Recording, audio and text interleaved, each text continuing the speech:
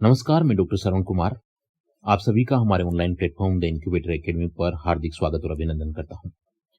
साथियों, आज मैं फिर से हाजिर हूं करंट अफेयर्स एक्सप्रेस की नई सीरीज लेकर, जिसमें हम कुछ अति महत्वपूर्ण प्रश्नों का अध्ययन करने वाले हैं। मुझे पूरी उम्मीद है कि इन प्रश्नों में से कहीं न कहीं कोई न कोई प्रश्न अवश्य आगामी प्रतियोगी परीक्षाओं में पूछा जाएगा। तो आइए चलते हैं आज की करंट अफेयर्स एक्सप्रेस में। पहला प्रश्न है, केंद्र सरकार ने हाल ही में किसे एनएसजी चीफ नियुक्त किया है? एनएसजी मतलब नेशनल सिक्योरिटी गार्ड्स। ऑप्शंस हैं दलजीत सिंह चौधरी, नरेंद्र कुमार, आफताब अहमद खान या नलिन प्रभात। इसका सही आंसर है नलिन प्रभात। साथियों, नेशनल सिक्योरिटी गार्ड्स एक zero error anti terrorist force है, यानी कि आतंकवाद निरोधी गतिविधियों के लिए बनाया गया ये दल है, जो कि सर्वत्र सर्वोत्तम सुरक्षा इस मोटो के साथ में काम करता है। हमारे देश में कहीं पर भी कोई भी आतंकवादी घटना होती है तो वहां पर सबसे पहले जो है वो एनएसजी के ब्लैक कैट कमांडो पहुंचते हैं और जीरो एरर के साथ में अपने कार्य को एग्जीक्यूट करते हैं।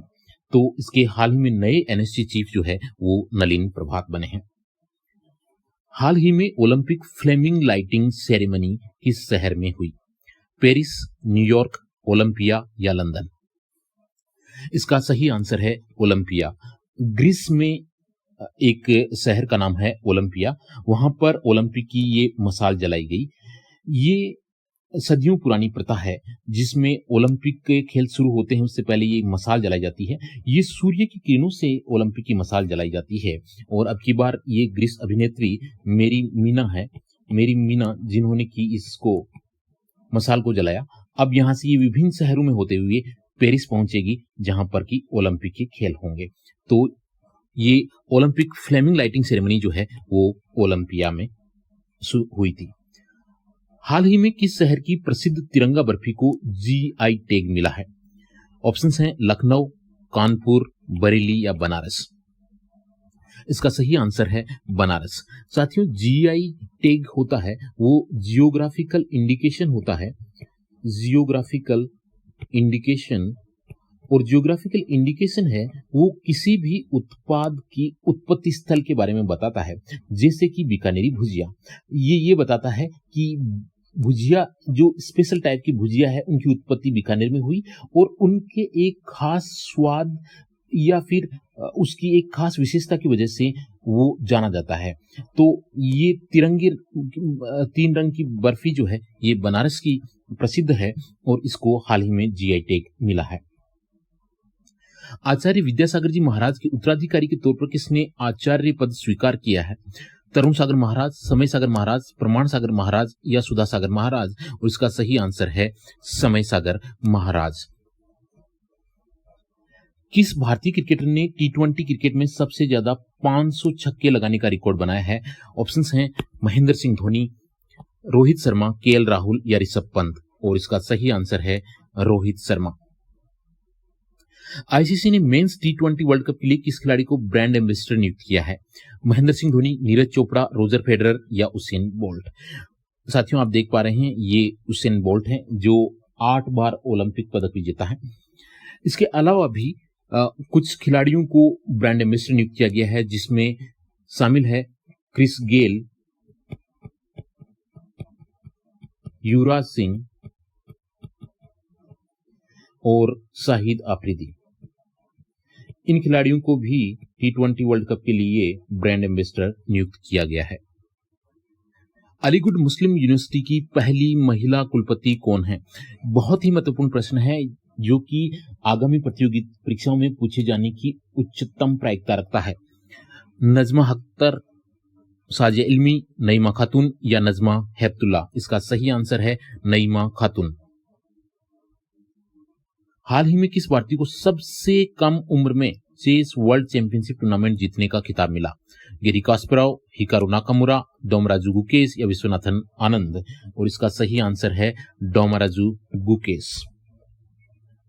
किस खिलाड़ी को Laureus world sportsman of the year 2024 का अवार्ड मिला? Roger Federer, Daniil Sergeyevich Medvedev, Carlos Garfia Alcaraz या नोवाक जोकोविच?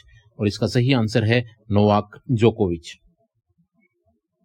देश की पहली 3D प्रिंटेड टेक्नोलॉजी मिसाइल का नाम क्या है? ये अत्यंत महत्वपूर्ण प्रश्न है। ऑप्शंस हैं अग्नि-4, रुद्रम, अग्निकुल या अग्निबाण। साथियों, ये single piece 3D printed technology का मिसाइल है और इसका नाम है अग्निबाण।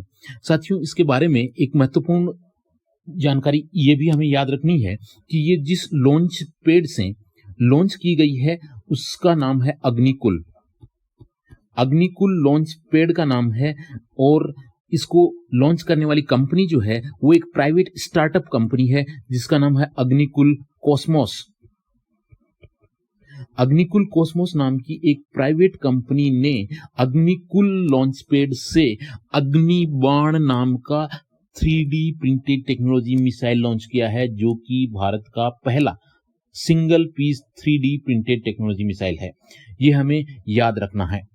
साथियों, ये श्रीहरिकोटा के सतीश धवन स्पेस सेंटर से लॉन्च किया गया था और ये भारत के लिए एक बड़ी उपलब्धि है। हाल ही में किस देश ने AI जनित प्रवक्ता विक्टोरिया सी को नियुक्त किया है? रूस, ईरान, इराक या यूक्रेन? और इसका सही आंसर है यूक्रेन। दोस्तों, ये है विक्टोरिया सी।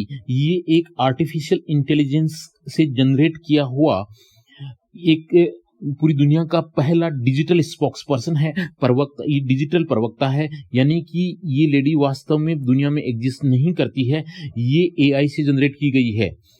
लेकिन इसके रिस्पॉन्स जो होते हैं वो हैंड रिटन होते हैं। विदेश विभाग के प्रवक्ता जो है वो उसको लिख के देते हैं और उसी हिसाब से ये ब्रीफिंग करती है। हाल ही में किस राज्य ने जंगल की आग को रोकने के लिए पिरुल लाओ पैसे पाओ अभियान लॉन्च किया है? ऑप्शंस हैं हिमाचल प्रदेश, उत्तराखंड, हरियाणा या पंजाब? और इसका सही आंसर है उत्तराखंड। ये हैं उत्तराखंड के मुख्यमंत्री धामी साहब और इन्होंने हाल ही में पिरुल लाओ पैसे पाओ अभियान लॉन्च किया है। दरअसल वहां उत्तराखंड के जंगलों में बहुत ज्यादा आग लग जाती है और उस फॉरेस्ट फायर से बचने के लिए चीड़ की पत्तियों को ये नागरिक अभियान शुरू किया गया है, जिसमें नागरिकों को चीड़ की पत्तियों को इकट्ठे करके लाने के लिए प्रोत्साहित किया जाता है ताकि जंगलों में आग नहीं लगे। और चीड़ की पत्तियां जो इकट्ठी करके लेके आते हैं उसको सरकार 50 रुपए प्रति किलोग्राम के हिसाब से खरीदती है। वित्त वर्ष 2024 में भारत का सबसे बड़ा ट्रेडिंग पार्टनर कौन सा देश बन गया है? रूस, यूएस, चीन, जापान? साथियों, ये बहुत ही महत्वपूर्ण प्रश्न है और इसका सही आंसर है चीन। और ये है चीन का एम्बलम। पहले भारत का जो सबसे बड़ा ट्रेडिंग पार्टनर था वो यूएसए था, लेकिन हाल ही में वर्ष 2024 में चीन जो है वो ओवरटेक कर गया है और वर्तमान में भारत का सबसे बड़ा ट्रेडिंग पार्टनर जो है वो चीन है, फिर यूएस है, उसके बाद में संयुक्त अरब अमीरात, सऊदी अरेबिया और रूस है। तो भारत के 5 सबसे बड़े ट्रेडिंग पार्टनर्स की बात करें तो चीन, यूएसए, यूएई यानी संयुक्त अरब अमीरात, सऊदी अरेबिया और रूस हैं। सेला सुरंग, जिसे हाल ही में इंटरनेशनल बुक ऑफ ऑनर द्वारा भारत की सबसे ऊंची सुरंग के रूप में मान्यता मिली है, किस राज्य में स्थित है? हिमाचल प्रदेश, उत्तराखंड, अरुणाचल प्रदेश और असम? साथियों, इसका सही आंसर है अरुणाचल प्रदेश। अरुणाचल प्रदेश में ये सबसे ऊंची सुरंग है जो 13,000 फीट ऊंचाई के ऊपर है।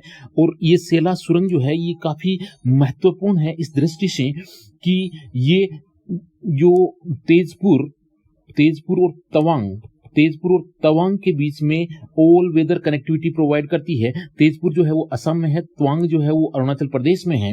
इससे जैसा कि हम जानते हैं चीन जो है वो लगातार अरुणाचल प्रदेश के ऊपर अपना दावा जताता रहता है और अरुणाचल प्रदेश को वो दक्षिणी तिब्बत कह के बुलाता है। इसलिए भारत की सामरिक दृष्टि से यह अत्यंत महत्वपूर्ण हो जाता है कि भारत के पास में कोई ऐसी रोड हो, ऐसी कनेक्टिविटी हो जिससे कि भारत किसी भी परिस्थिति से निपटने में सक्षम हो और तुरंत भारत की फोर्सेज जो है वो वहां पे जा सके। तो सेला सुरंग जो है वो ऐसी ही ऑल वेदर कनेक्टिविटी प्रोवाइड करने वाली भारत की सबसे ऊंची सुरंग है। हाल ही में किस राज्य सरकार ने तंबाकू उत्पादों की बिक्री, उत्पादन, वितरण पर रोक लगा दी है? केरल, उत्तर प्रदेश, बिहार और तेलंगाना? इसका सही आंसर है तेलंगाना। साथियों, ये तेलंगाना का पुराना एम्बलम है और ये जो है वो तेलंगाना का नया एम्बलम है। तेलंगाना ने तंबाकू वाले उत्पाद, गुटखा, पान मसाला सभी के ऊपर रोक लगा दी है 24 मई 2024 से। हाल ही में चर्चाओं में रहा परवाह पोर्टल किस संस्थान के द्वारा लॉन्च किया गया है? ऑप्शन है आरबीआई, एसबीआई, नाबार्ड या सेबी? साथियों, इसका सही आंसर है आरबीआई और ये आरबीआई का लोगो है। प्रवाह पोर्टल के द्वारा जो फाइनेंस इंस्टीट्यूशंस हैं वो उनकी एप्लीकेशंस, उनके ऊपर क्या कार्रवाई हुई है, उनके कहाँ पे उनका स्टेटस क्या है, रियल टाइम स्टेटस वो चेक कर सकते हैं, किस फॉर्म में क्या कमी पाई गई है, किस में क्या सुधार हुआ है या किस स्तर पे वो अटकी हुई है, ये सारा देखने के लिए प्रवाह पोर्टल आरबीआई के द्वारा लॉन्च किया गया है। हाल ही में किस देश ने वन पर्सन वन फाइल नामक जन निगरानी कार्यक्रम शुरू किया है? चीन, जापान, रूस या मेक्सिको? ये चीन का लोगो है और इसका सही आंसर है चीन। चीन ने वर्तमान में अपने सभी नागरिकों के जो डेटा है वो कलेक्ट करना शुरू किया है, जिसमें फोटो और आइरिस स्कैन और डिजिटल जो मैपिंग है वो करने की कोशिश की जा रही है और सभी नागरिकों की निगरानी, सर्विलेंस करने का काम चीन ने शुरू किया है। हाल ही में चर्चाओं में रहा सहूल क्या है? प्राचीन सुपर महाद्वीप, प्राचीन सिंचाई प्रणाली, मकड़ी की नई प्रजाति या परंपरागत औषधि? और इसका सही आंसर है प्राचीन सुपर महाद्वीप। साथियों, सहूल जो है वो वास्तव में ऑस्ट्रेलिया के आगे पपुआ न्यू गिनी और साउथ में तस्मानिया, इनको जोड़ता है और सहूल जो है वो वास्तव में एक सुपर कॉन्टिनेंट है, जिसके द्वारा पहले हम ये पता कर सकते हैं कि एशिया और ऑस्ट्रेलिया को ये जोड़ने वाला ये महाद्वीप किसी जमाने में प्री कैम्ब्रियन एज में हुआ करता था। हाल ही में चर्चाओं में रही मोनिका बत्रा किस खेल से संबंधित है? टेबल टेनिस, बैडमिंटन, फुटबॉल या चेस? और इसका सही आंसर है टेबल टेनिस। साथियों, मोनिका बत्रा जो है वो टॉप 25 विमेंस सिंगल्स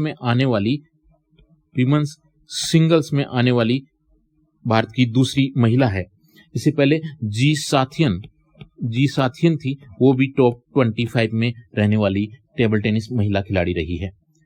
अगला प्रश्न है, हाल ही में किस राज्य सरकार ने यूनिसेफ के साथ मिलकर disaster reporting and information management system की शुरुआत की है? सिक्किम, मिजोरम, असम और मणिपुर? और इसका सही आंसर है असम। ये यूनिसेफ का लोगो है।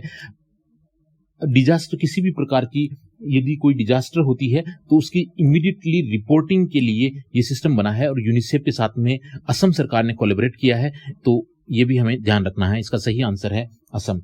तो साथियों, बहुत बहुत धन्यवाद आपका। मुझे पूरी उम्मीद है कि आपका समय जाया नहीं जाएगा और निश्चित ही ये 20 मिनट, ये जो 20 प्रश्न है वो आगामी किसी न किसी परीक्षा में अवश्य ही पूछे जाएंगे।